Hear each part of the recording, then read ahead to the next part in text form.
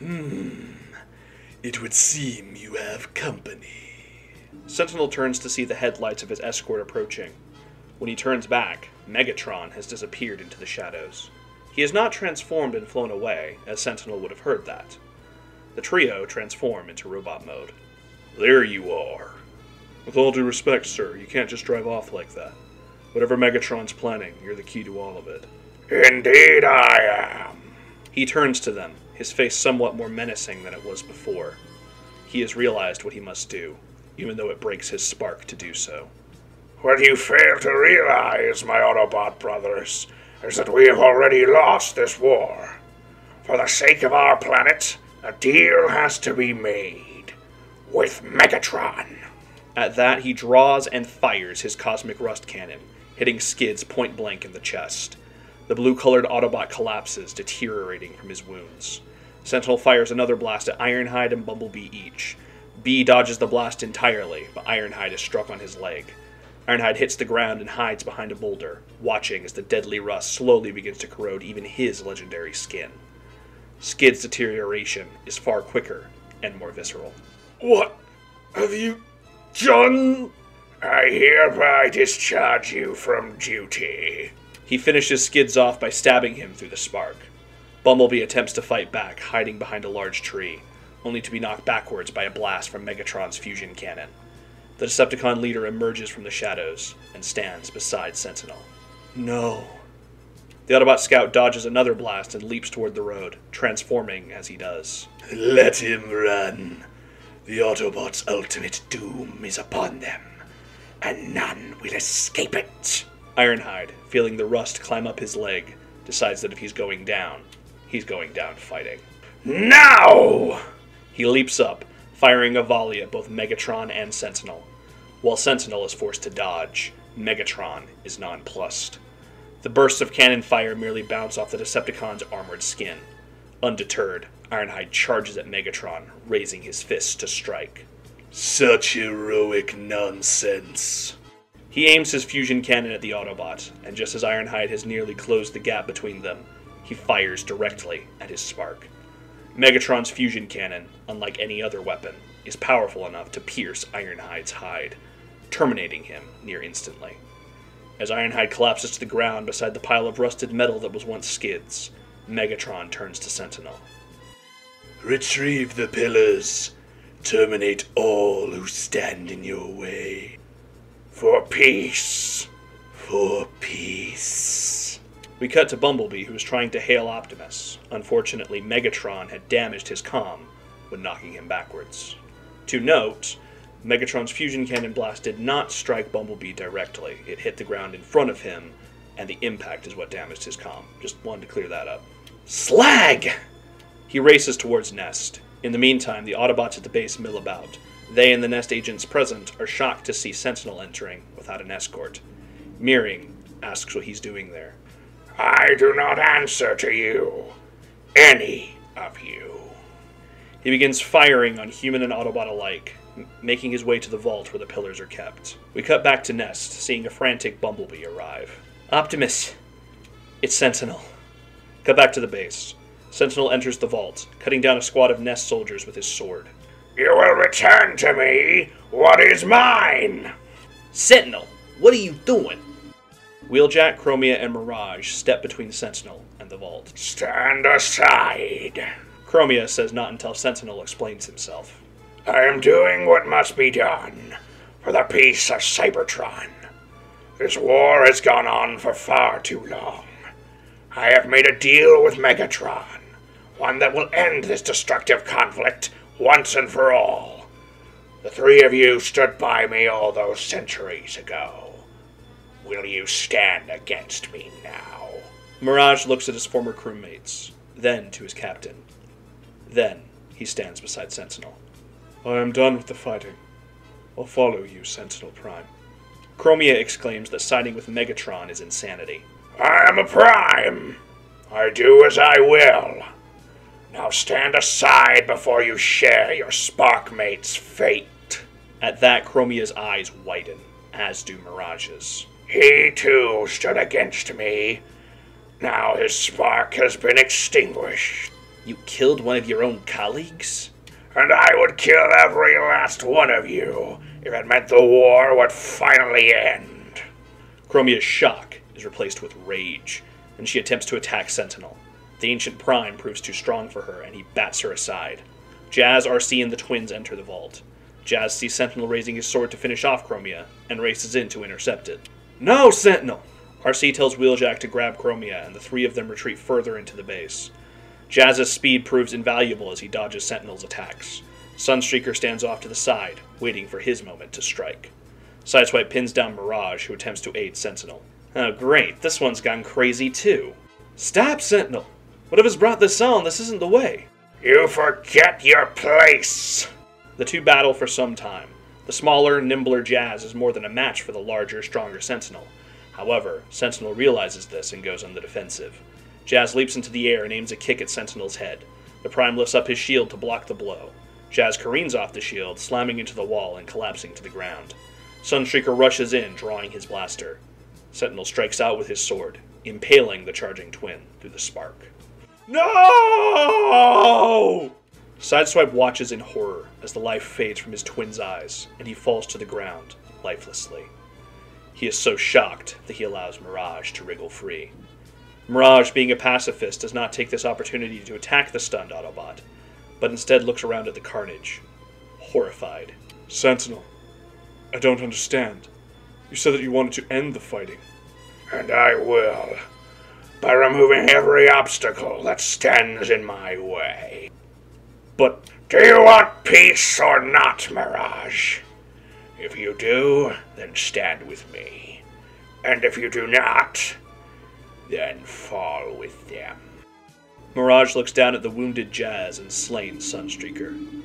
I do want peace. But not like this. Then you have chosen extinction. He aims his cannon at Mirage, who activates his cloaking technology and vanishes from view. Sideswipe has not moved, still staring in stunned sorrow at Sunstreaker. As he is not moving towards him, Sentinel ignores him, retrieving the pillars and exiting the ruin of the base. Optimus and Bumblebee arrive far too late, seeing Sentinel disappear into the distance. Mirroring delivers her "This is all on you" line to Optimus, who looks at the fallen humans and Autobots in grief. He stares after the retreating Sentinel, his brow sets, and he transforms, pursuing his traitorous mentor. Sentinel arrives in Washington, D.C., meeting Megatron at the Lincoln Memorial. This scene is similar to what already exists, just minus the weird Igor guy and with Starscream not groveling at Megatron's every word. Instead, it seems as if Megatron brought Starscream here to gloat, to show him what a real master plan looks like. Megatron takes a seat on the Lincoln Memorial throne, because that's just cool. Sentinel, is the control pillar active? Active and ready. Excellent. Shockwave, activate the pillars on the moon. Here, we reveal what Shockwave's new pillars were intended for, as well as the fate of the Decepticons who crashed on the moon. They had been found and activated by Shockwave upon his arrival on Earth, and instructed to lie in wait. Now they begin to invade DC, much as they did in the original film. Optimus is forced to fight through hordes of new Decepticons to get to Sentinel. Their altercation is pretty identical to the one in the original film, even down to Sentinel sparing Optimus as a sign of respect for his former student. The reveal of Gould as a villain is also pretty similar, as this was another great scene, minus the typical movie Sam cringe. Patrick Dempsey was chewing the scenery delightfully. Sam arrives on the scene to warn Carly about what happened at the Autobot base. The greatest difference between this scene and the original is the presence of all three of Soundwave's established minions that have been introduced in these films. Frenzy, Laserbeak, and Ravage, all three of whom Sam has had negative experiences with in the past, along with the removal of Dylan's dad from the story because the Decepticons had only been planning this for a few years, not 60. This also marks Sam and Carly's introduction to Soundwave, who they are immediately terrified of. The Decepticon Spy Master takes Carly prisoner to use as leverage against Sam so that the Decepticons can learn whether or not the Autobots intend to strike back. Here is where we're going to add a couple of scenes. One with the Decepticons that's actually a repurposed version of a scene in the movie, and one with the Autobots. The Autobot one is first, as I feel it's incredibly important. In the original film, Ironhide just kind of died with no fanfare. We don't see his fellow bots mourning him. I'm changing that. This scene takes place aboard the Ark as it is in orbit around Earth. The bodies of Ironhide, Sunstreaker, and what's left of Skids are laid within space pods that serve as Transformer coffins. Chromia and Sideswipe look at the bodies of their Sparkmate and twin in silence, Sideswipe with an empty look in his eyes, Chromia with rage burning in hers. Notably absent is Mirage, who has not been seen since Sentinel's attack. Optimus steps up to each coffin. You were stalwart, Skids, a faithful friend and ally, a dutiful warrior. You did not deserve this fate. Sunstreaker, you were fearless. You never shrunk from a fight and fell to a betrayer's blade. Your demise has left a hole not only in our team, but our sparks. Ironhide, you were my oldest friend, my staunchest support. You stood by me when no one else would. Your spark was as hardy as your hide. You were the bravest of us, and I failed you. I am sorry. Forgive me, my friend. That last bit is a bit of symmetry to Ironhide's own morning speech in the previous movie. These sparks have departed from us. They lived as warriors and died as heroes. May their sparks join the Matrix together with the greatest of all Cybertron. Let us carry their memories within us forevermore, and may we one day be reunited with our fallen comrades. Until that day, till all are one. Each Autobot repeats till all are one, and the pods are closed. Optimus presses a button, and the pods are jettisoned into the unknown, their inhabitants taking their rightful places among the stars. From there we cut to Megatron, who has Carly brought to him by Soundwave and Dylan Gould. Starscream and Sentinel stand off to the side of Megatron's makeshift throne. The Decepticons have gone completely mask off and have occupied Washington. We see signs of destroyed tanks and aircraft around the memorial, signs that the military attempted to take Megatron out, but failed miserably. Carly looks up at Megatron in horror, her horror only increasing as she spies Sentinel. Ah, Soundwave. Right on time. Record a message to the human president. I have a few demands for him. As you command, Megatron. Mr. President, I am Megatron, leader of the Decepticons, and I have claimed your capital city. Acquiesce to my demands, and I will return your city to you. Your nation is sheltering fugitives from our home planet, the Autobots. All I desire is that you extradite them. Exile them from your world. Once you have done this, I will cede control of the capital. All I and my people desire is to live in peace with your people. But there can be no peace so long as the Autobots remain. Surely you are not serious. Of course I am not. I do not intend to cede this city in the slightest. Quite the opposite, in fact. I only intend to rid this world of the one thing capable of protecting it. Optimus will not go quietly. Perhaps not.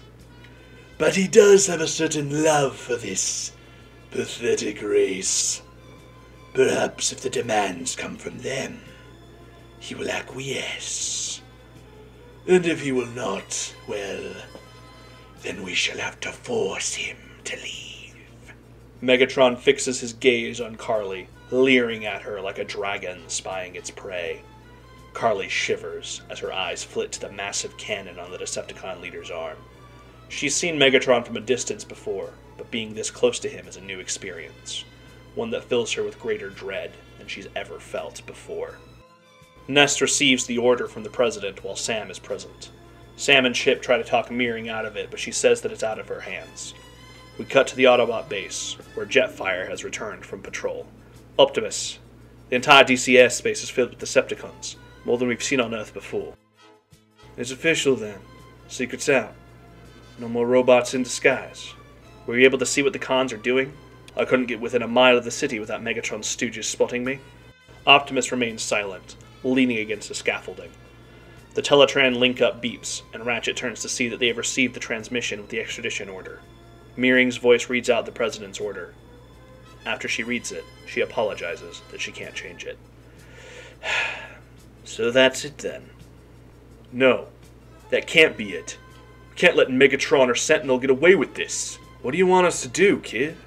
Tell the humans to stuff their order and take the fight directly to Buckethead and that traitor. No. The Autobots turn to look at Optimus. Megatron has outplayed us. He's won. What are you talking about? The humans have turned against us.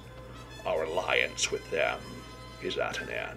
Slag the humans! They can't stop us! I say we storm that blasted city and— No! I will not infringe upon human freedom for the sake of revenge. Optimus, they killed our brothers. But you know as well as I that Megatron couldn't give a worker drone's rear axle about humans' freedom. You know what he's gonna do to them. I do. And I warned their president all those years ago what would happen if we left and the Decepticons stayed. But I also made a promise that day that if their leaders wanted us to leave, we would. I want to stop the Decepticons. I want to end this war. But I do not want to do it Megatron's way. I have warned the humans. I have protected them. Our brothers have given their lives for them. And now they want us to leave. If we do not concede to their wishes, we are no better than the Decepticons. Optimus, normally I'd be on the level with you on this, but this is different. This isn't the humans' choice. They're scared and they're doing the stupid thing because they're scared. You know that if Megatron wasn't, as the humans say, breathing down their necks, they wouldn't be telling us to leave. I agree with Jazz. The President's terrified. He's trying to do what's best for his people, but he's wrong. Who are we to tell him he's wrong, Bumblebee? Are we supposed to defy his wishes? Remain here illegally? If it means saving humanity from itself, yes. It's dangerously close to Megatron's mindset back on Cybertron, Bumblebee. So what? Our choices are act like Megatron or let Megatron win? Which is the lesser evil here, Ratchet? Because it seems to me that letting Megatron run wild is more harmful than getting rid of him against the humans' wishes. RC says that doesn't take into account the fact that they lack the means to get rid of Megatron. There are 9 of them, excluding Mirage, and hundreds of Decepticons. RC is right. We've never faced odds this staggering before. So we're just supposed to roll over and let it happen! Chromia agrees with Sideswipe, of course. And here the Autobots stand. Ratchet, Jetfire, Wheeljack, and RC saying they should leave. Bumblebee, Jazz, Chromia, and Sideswipe saying that they should stay and fight. All the while Optimus stands between them, torn between his spark, which tells him to fight, and his mind, which tells him to listen to the President's demands. His eyes close tightly, or deactivate. Transformer eyes are weird, as his subordinates argue amongst themselves. As the next scene opens, it seems as if a consensus was reached. The Ark sits on a launch pad that the Autobots are approaching. Sam, Chip, and Simmons approach, with Sam exchanging words with Lennox, Epps, and Mirroring, who are overseeing the launch. As in the original film, Sam, under coercion from Dylan, asks Optimus what his plan is. There is no plan. Your leaders have spoken. We must listen. You can't just let them win. If it were up to me, I would not. But the choice is out of my hands. But remember this, Sam Witwicky. You may lose your faith in us, but never in yourselves. From here, the fight is your own. He turns to Bumblebee. Make it short, Bumblebee. B kneels beside Sam. We had a good run, Sam. I'm proud to have known you. You will always be my friend. And you'll always be mine, B. The two embrace in that kind of awkward way that Cybertronians and humans do, and then the Autobot scout boards the ship along with his fellows. The ship takes off, and the humans watch their last hope fly away. Simmons delivers his "Where were you when the world ended" line as the ship fades from view. Suddenly, several brightly colored Harrier jets fly into frame. Thundercracker, Skywarp, a scarred but still recognizable Starscream, and a few generic Seekers. Seekers, attack! They open fire on the Ark's engines, causing the ship to fall into the ocean below and vanish beneath the waves. The humans can only watch on in horror as the Autobot ship plummets to Earth. No. Starscream to Megatron. The Autobots are no more. An inglorious end for the great Optimus Prime, but a necessary one, all the same. Return to the staging ground, Starscream. You have done well. Megatron has learned to put aside his complex feelings for the sake of his victory. While he may still mourn Optimus and his spark, victory is all that truly matters now. Starscream and the Seekers jet back, not to DC, but to Chicago. We see Megatron and Sentinel standing atop a skyscraper, with Shockwave and Soundwave with them. Starscream and the Seekers transform and land beside them. The pieces are now in place. Shockwave, begin the invasion. Yes, my Lord Megatron. Shockwave sends a signal to the pillars, and Sentinel activates the control pillar. A portal opens in the center of the city as the Decepticon fortress is transported from Africa to Chicago. The twisted fortress looms over the city as Decepticon flyers and ships exit from it. More portals open, sending the ships across the world. Soundwave, transmit this message on all frequencies. As you command, Megatron. People of Earth, I am Megatron, leader of the Decepticons, and your world is now mine. Megatron's words play over a montage of major cities being attacked and militaries being destroyed by the invading Decepticons. We see humans being vaporized, skyscrapers being laid low, and entire landscapes rendered desolate. It's a good opportunity to show just how dangerous a fully fledged Decepticon army is. Doubtless you have heard the stories. Lights in the American desert, a fireball over the Great Pyramids, rumors of metal men and sentient vehicles. I assure you now that these are not mere urban myths. They are truth.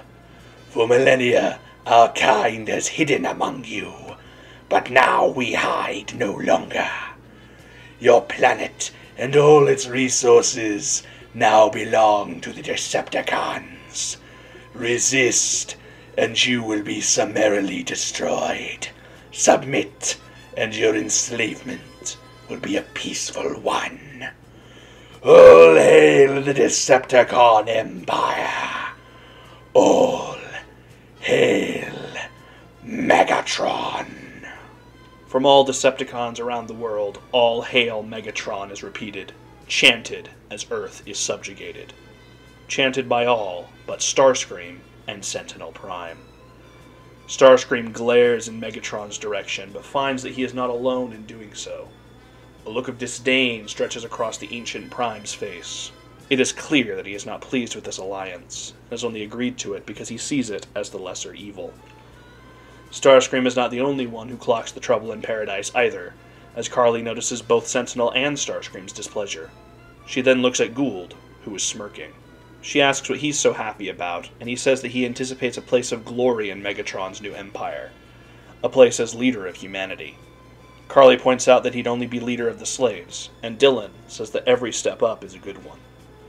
In a matter of hours, Megatron's rule is absolute.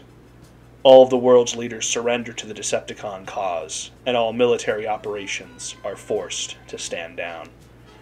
Yet unbeknownst to all but Megatron, Soundwave, Sentinel, and Shockwave, Megatron's master plan is not yet over, and humanity has yet to face the ultimate doom. Despite all of Earth's leaders surrendering, our human protagonists aren't going to just roll over. Sam and Meering have a bit of a back and forth where Sam says he's not going to let Megatron win.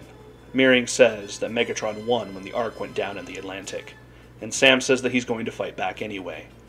He's able to convince Epps, Lennox, Chip, and Simmons to help him, and Meering finally concedes. She, Simmons, and Chip serve as the guys in the chair, while Lennox, Epps, Sam, and Dutch make their way to Chicago. By trimming down the number of humans who participate in the battle, rather than having the Army, the Navy, and the Air Force all present in some capacity, because this is a Transformers film, not a US military film, we allow ourselves to focus on the main action.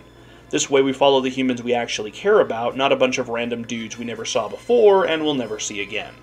Back with the Decepticons, Megatron sends ships, each bearing pillars to advantageous positions around the globe.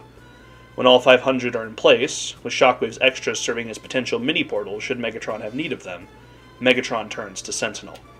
Activate the Omega Bridge. It will take time to power up.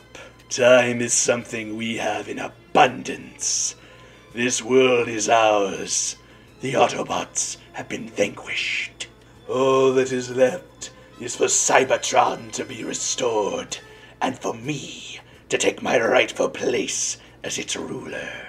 Cybertron will be restored, but so long as Energon flows through my veins, you will never be its ruler. What? I have deigned to work with you so that our planet may survive, but I will never work for you, nor will I ever bow to your rule. You would be wise to remember the difference. Careful, Sentinel Prime. You are one wrong move away from termination. You cannot terminate me. Only I can activate the pillars. The control pillar is tuned to only 2 energy signatures. Its creators and my own. Wheeljack fell with the rest of them. Without me, your plan will fail. Megatron glares at Sentinel, slowly realizing that he has been outplayed by the one he had manipulated. He leans back in his throne, a look of defeat on his face. Congratulations, Sentinel Prime. You've beaten me at my own game. I have played this game since before you ever exited the Destronium mines. D16. I was made Prime for a reason. Here we see just how calculated Sentinel's betrayal was. This wasn't an Anakin-level betrayal where he did whatever Palpatine asked because he believed he could save Padme. Sentinel knew Megatron was corrupt. He knew he was doing this for personal gain, and that the idealistic freedom fighter he had once been was long gone. He also knew that Optimus had not fallen to the dark side, as it were, but he felt that Optimus's tactics were flawed. So he plans to turn Megatron's tactics to his own ends. In the end, his betrayal of Optimus was not out of anger towards his former student, but out of a realization that Optimus's idealism would not allow him to do what was necessary. Optimus's desire for freedom for all sentient beings, in Sentinel's mind, had blinded him to his original cause, peace for Cybertron. His care for the humans had superseded his love of his own people, which is not true. This is just how Sentinel sees it, and would bring their race to ruin. But by taking command of the Decepticons and using their more brutal tactics, including conquering and enslaving humanity, he could restore peace to Cybertron. In essence, he chose to sacrifice his ideals for his cause, something which Megatron had done long ago, while Optimus would never sacrifice his ideals for anything. Again, not true. Optimus has sacrificed his ideals in the past. That's part of the reason why the Autobots are even fighting in the war in the first place. What Optimus will not sacrifice is freedom. For himself, for his people, and for all sentient beings. And if that means that he has to fight dirty or take the lives of those in his way, then so be it. And if that means that he has to sacrifice the Allspark to save humanity, then so be it. We see this conundrum portrayed beautifully in Season 2 of Transformers Prime, where Optimus is forced to choose between the Omega Lock and Earth. He can either let Megatron restore Cybertron but allow humanity to be destroyed in the process, or he can save humanity but doom Cybertron to remain a desolate husk. Optimus knows that sometimes you must choose the lesser evil for the greater good. Sentinel, on the other hand, does not believe in lesser evils. He believes in his cause, which is just, and anything that stands against his cause is unjust. Once he believed Optimus stood for his cause. Now it is Megatron whom he believes stands for it, however much he may detest the Decepticon tyrant. Sentinel's a lot like Stannis Baratheon from A Song of Ice and Fire, now that I think about it. This is why I love this version of Sentinel as a villain. He is completely justified in his own head, and not in the every villain is the hero of their story kind of way. Megatron's idealism was replaced by a thirst for power long ago. Starscream has only ever lusted for power. Shockwave is an unfeeling psycho. Sentinel sees himself as righteous, as just, because he's not fighting for personal gain or power or gratification. He genuinely believes he is working for the greater good, that through enslaving humanity and making the quote-unquote hard choices as he sees them, he is paving the way to a brighter future. He sees himself as making a sacrifice of his own soul, of his own morals, in order to assure Cybertron's prosperity. He does not care if the annals of history paint him as a hero or a conqueror. He cares only that Cybertron is restored. And as a Prime, he believes his every decision is justified. The Primes were chosen to lead the people long ago, to serve as gods. And now, he is the only god. Does this show arrogance? Absolutely. Is his logic twisted? 100%. Is he actually justified?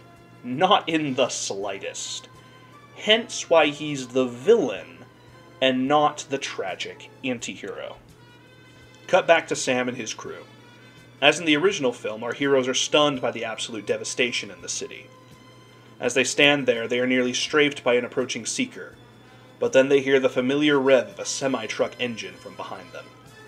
Heroic music swells as Optimus Prime swerves into frame, transforming, leaping into the air, and downing the approaching Decepticon with a few well-placed blasts from his ion rifle. Optimus lands just in front of our human characters, cocking his rifle.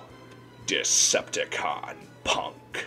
I included this line, one, because it's funny, and two, because I thought it would be nice for Optimus to have this sort of tribute to Ironhide in this moment. Optimus? Hello, Sam. The Autobot leader turns to face his human friends as the rest of the Autobots drive into frame. The last to appear is Mirage, whose vehicle form uncloaks before he transforms. But how? We saw the ship go down. Simple. We went on the ship. Not when it went down, at least. We escaped in a cloaked exploration shuttle, an idea inspired by Mirage here. Wait, I thought you left. I never left. I just stayed invisible until I figured out how to live with myself. From here, we flash back to the scenes where the Autobots are arguing over what to do. As the camera focuses on Optimus's face, a voice comes from behind him. There is another way. Mirage appears in the middle of the room as the others turn to look at him. You! Bumblebee and Jazz are forced to hold Sideswipe back. You have every right to be angry. I sided with Sentinel when he came to retrieve the pillars. I thought he would bring us peace somehow, that he'd end the war. But then he slew your brother and admitted to helping terminate Ironhide. I realized then that peace was not worth the price of spilt energon. And it's not worth the price of us letting the humans be enslaved either. You said that there is another way, Mirage. What is it? We make the Decepticons think we're leaving. Just as we take off, we jettison out in one of the planetary exploration shuttles and hide. Then, when Megatron thinks he's won, we attack his power base using the advantage of surprise. At that point, the humans won't be mad to see us, as they'd realize that Megatron won't keep his end of the bargain. It is a sound plan. I worry whether the shuttle will be spotted, however. Wait, Prime, doesn't the Ark have cloaking tech, like a more powerful version of what Mirage has? Yes. We didn't even know Mirage was here the whole time. You were here this whole time, right? Yes. Right. What if we pulled that trick with the shuttle, put the Ark on autopilot, and before liftoff, we make it seem like we're refueling or making final preparations, but in reality, Wheeljack and Ratchet are transferring the cloaking generator into the shuttle. Then we cloak it, and as soon as the Ark launches, we fly out, and let the autopilot take the Ark into orbit around the moon or something. Excellent plan, Bumblebee. We then cut back to the present, Sam looking in amazement at the Autobots. Now your leaders will truly understand. The Decepticons will never leave your planet in peace. We needed Megatron to believe we were gone, but now we've returned. He glares at the distant Decepticon fortress. And we're bringing the fight to them. Just as a glimpse of behind the scenes here, I almost referenced the Skybound comics with this line, with Prime saying, "How do you feel about going on the offensive?" But I decided that was too fanficky. Referencing the G1 movie is one thing. The films themselves reference that one a few times. But Skybound came later. I've had a few of those near fanfic moments when writing this, in fact, such as bringing in Bludgeon on Earth, not just the flashback. Don't worry, I have plans for him in the future. Naming the fortress Darkmount, like in Transformers Prime, and even bringing in more toy-line-only baddies, such as Incinerator, Mindwipe, and Dropkick. I decided against it, however. There'll be a chance to bring in those fellas in later rewrites, as I have much less respect for the central premises of the next two films. Back to the story. Up on the highest level of the fortress, the control pillar beeps. At last. He activates the pillar. Throughout the world, we see the pillars rising into Earth's orbit. As all 500, or 499, the control pillar stays where it's at, enter position, they activate. A giant space bridge portal opens above the planet. Autobots, Decepticons, and humans alike stare at it, unsure of what it means. Then, a gargantuan mass appears in the vortex. Earthquakes and abnormal weather begin to shake the Earth as something absolutely massive begins wreaking havoc on its gravitational field. Something that G1 got right that the arguably more realistic movies did not.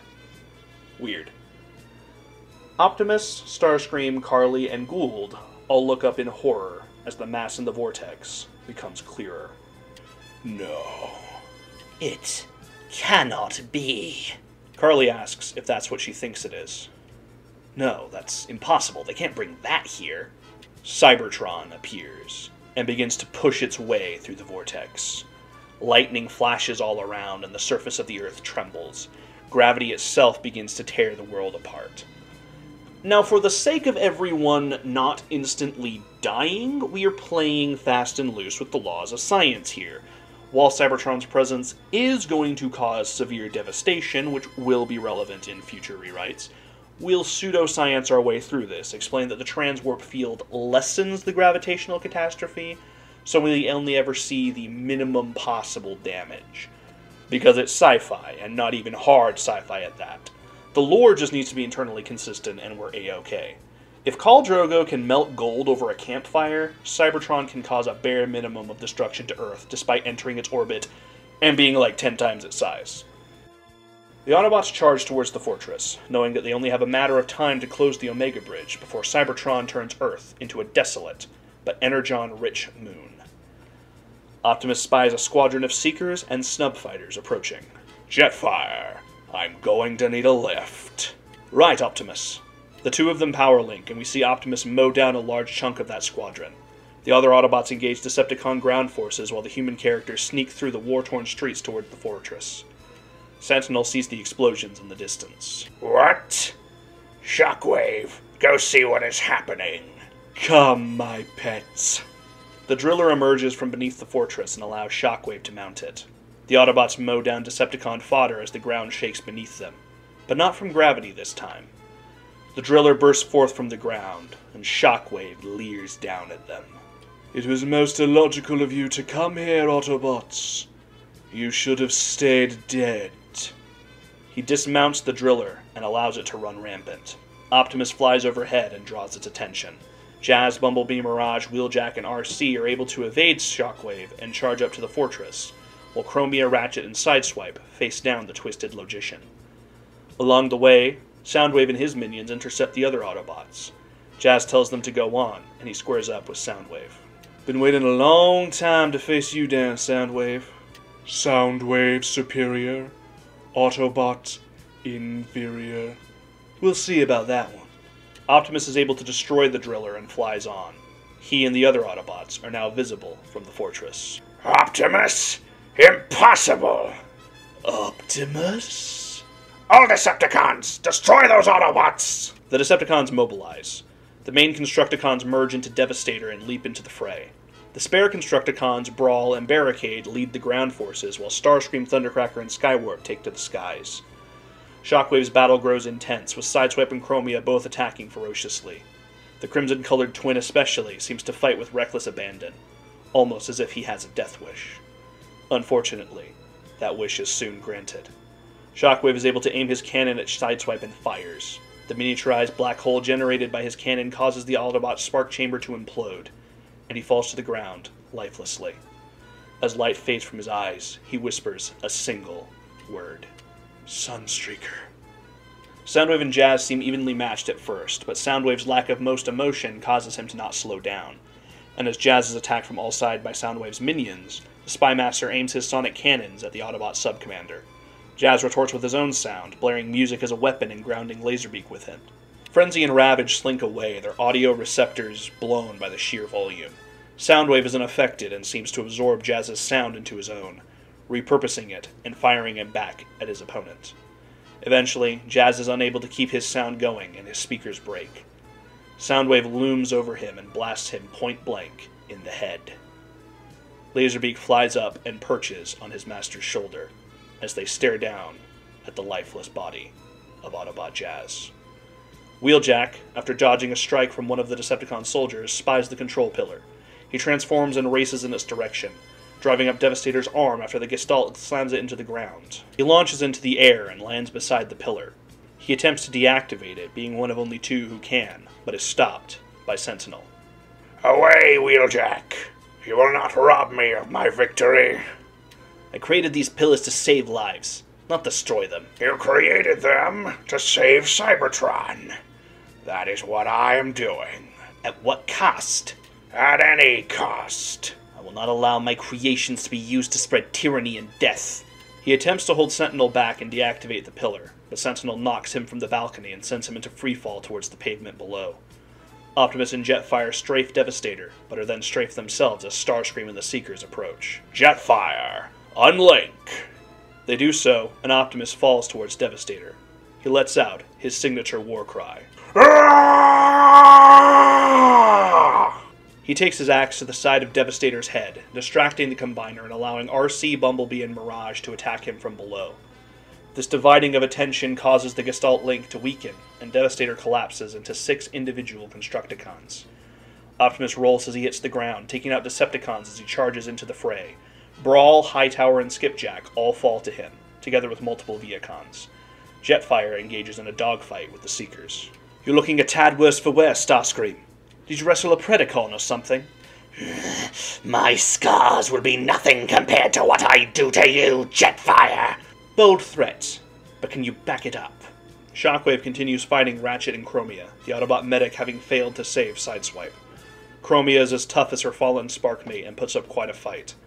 Unfortunately, though she seems to have put Shockwave on the back foot, she is still no match for him. He blasts her leg with his cannon, and it begins to implode, forcing her to her knees. Shockwave draws a blade and sinks it into her spark. I really do hate killing off this many characters, and I even considered minimizing the casualties. But doing so would lessen the stakes of what's supposed to be the climactic final battle between the Autobots and Decepticons. Not to mention, it would just mean more off-screen deaths going into Age of Extinction, as a major part of that story is the decreased number of Autobots. At least here, Chromia dies going toe-to-toe with one of the most powerful Decepticons alive, not just getting taken out by a random shot from a random foot soldier, like her death in the original Revenge of the Fallen film.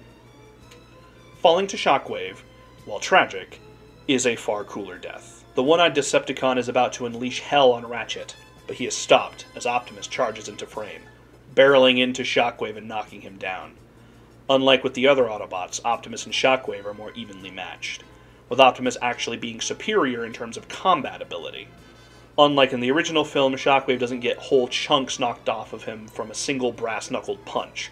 The robots in these films are so fragile, but he does take enough of a beating that he is forced to retreat. He sends a signal to the pillars and some of the extra ones float down to his position, transporting him away via localized space bridge before Optimus can finish him off. We'll come back to him later.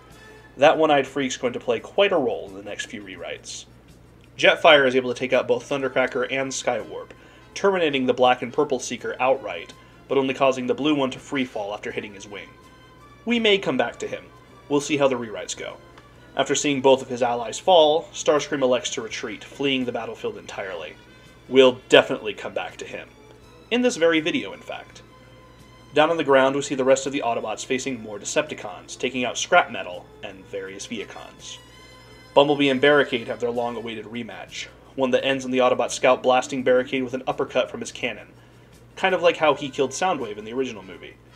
This will get rid of Barricade definitively, as his fate in the original movies was confusing at best.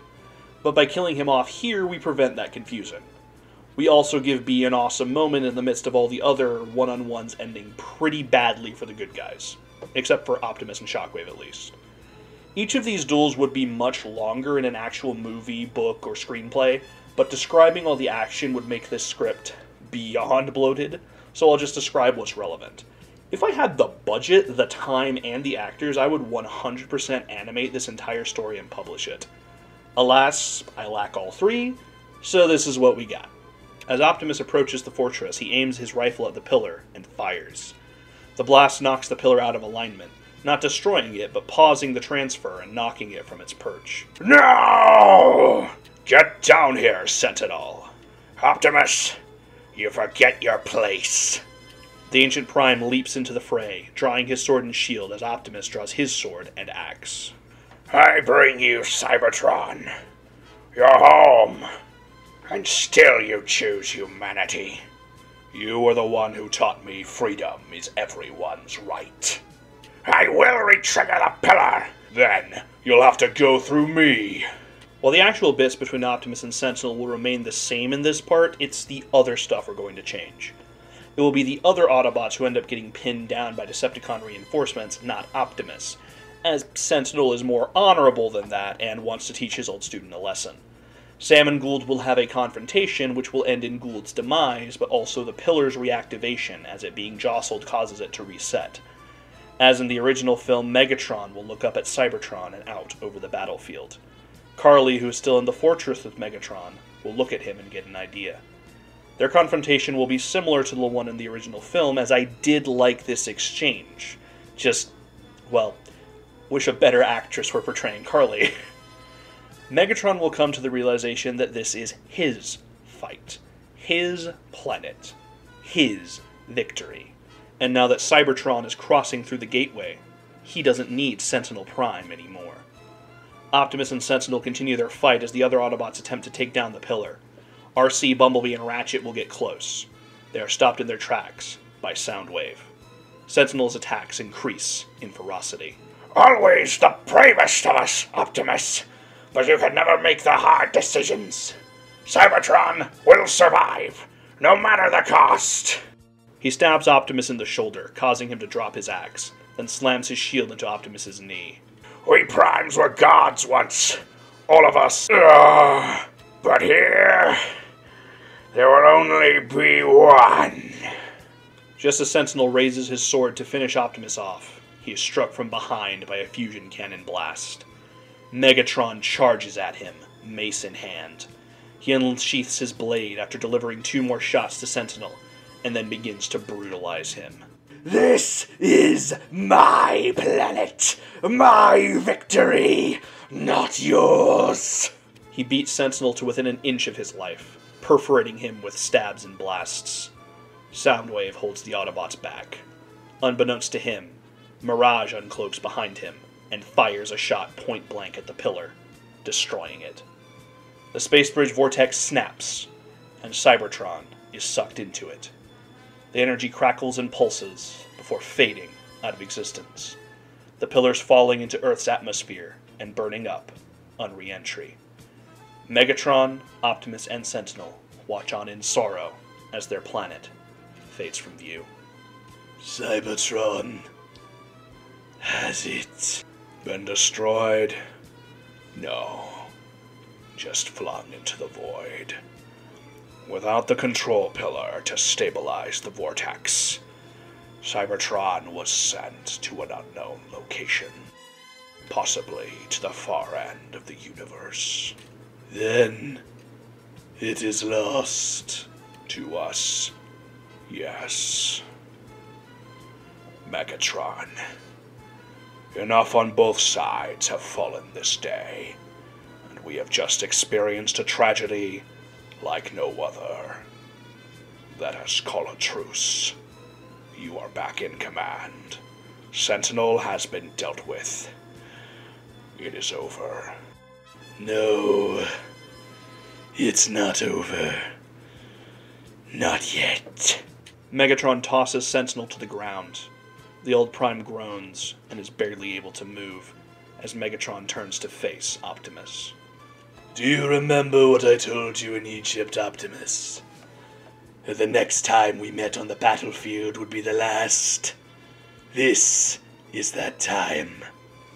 The war will not end until one or both of us is rusting on the ground. This conflict has never been between Autobot and Decepticon, but between you and I. Even when Sentinel led the Autobots, it was your ideals that came into conflict with mine. We started this war. Now only our deaths can end it. Optimus looks at Megatron. He turns and looks around at the destruction. He does not want to keep fighting. But he sees that Megatron will not be deterred, and so he picks up his axe and sword. So be it, Megatron. One shall stand. One shall fall. The two clash. A climactic final duel between two titans. Allies turned friends. Friends turned brothers. Brothers turned bitter enemies. Each strike carries with it the weight of millennia. We flash cut to Orion and Megatronus, then back to Optimus and Megatron. Once the greatest of friendships, now the most bitter of rivalries. And on this day, both are brought to an end. The battle is long, but both combatants are exhausted. In the end, it comes down not to skill or ability, but down to who makes the first mistake. And in this case, it's Megatron. He raises his mace with both hands. Optimus catches it in midair with his axe. As the two weapons clash, Optimus sinks his sword into Megatron's spark. The Decepticon leader gasps and chokes. He glances down at the wound. Energon leaks from it. He falls to his knees, looks up at Optimus, and chuckles as life fades from his body. He collapses to the ground. A slight smile stretches across his face. Optimus looks down at him somberly. You left me no choice, brother. He tosses his weapons to the ground. A noise from behind causes him to look at the dying Sentinel, who is leaking energon rapidly. Optimus, all I ever wanted was the survival of our race. You must understand why I had to betray you. You didn't betray me. Optimus turns away from his old teacher. You betrayed yourself. Optimus? Optimus picks up Megatron's body and begins to walk away. Optimus! No! Optimus! You cannot leave me! Optimus! His cries fall on deaf audio receptors as the Autobot leader carries the Decepticon tyrant away. Sentinel succumbs to his injuries shortly, and dies completely and utterly alone and ignominiously.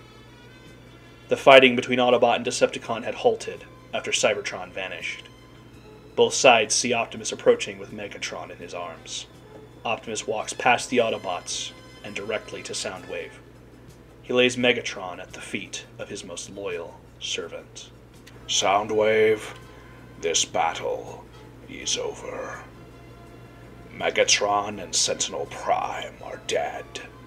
Cybertron is lost, and the pillars are destroyed. I propose a ceasefire. See to your dead as you see fit, and allow us the same. We will not hinder you if you will not hinder us. Let this day mark the end of our war, and let us live at long last in peace. Soundwave glances down at Megatron. He looks back up at Optimus. then back to Megatron. Then, he extends his arm. Affirmative. Optimus and Soundwave clasp arms. The surviving Decepticons withdraw, collecting the bodies of their fallen comrades. As they do, Starscream, who has been lurking in the shadows, spies Megatron's husk. He's dead. No, he can't be. It's some kind of trick.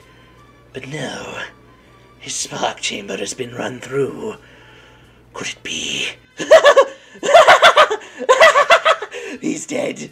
He's dead! Starscream transforms and flies away, cackling gleefully.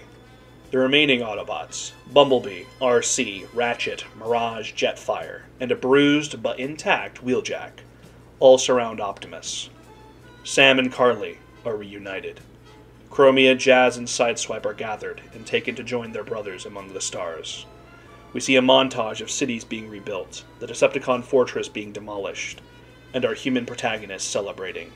We even see, for the first time in a while, Sam reunite with his dad, all while Optimus's closing speech plays in the background. In any war, there are calms between storms. There may be days when we lose faith. Days when our allies, our friends, even our brothers turn against us. But the day will never come that we forsake this planet and its people. The day will never come when we sacrifice freedom. My name is Optimus Prime, and I send this message to all of Cybertron's displaced children. Let us lay aside our differences and come together. Let us rebuild that which we have through our war destroyed. And let us finally live in peace. Linkin Park plays in the background, and the credits roll. Unfortunately, though Optimus sued for peace in his message, we see that both Starscream and Shockwave are still active, as the Air Commander jets off into the unknown, and the scientist lurks in an underground lair, his amber-colored eye shining in the darkness. And with those mid-credit stingers out of the way, we bring this rewrite to a close. As always, thank you all for joining me on my quest. If you enjoyed the video and like what I do here, please consider leaving a like and subscribing to the channel. If you'd like to support the channel further, consider joining the Nice Realm Patreon for $1 a month, and get access to exclusive content, including videos not available on YouTube and supercuts of my rewrites. Or if you'd like to request a future video topic or vote on pre-chosen topics, you can join at $5 a month, or leave a super thanks in the comments below. In any case, I will see you all on our next adventure, whenever that may be.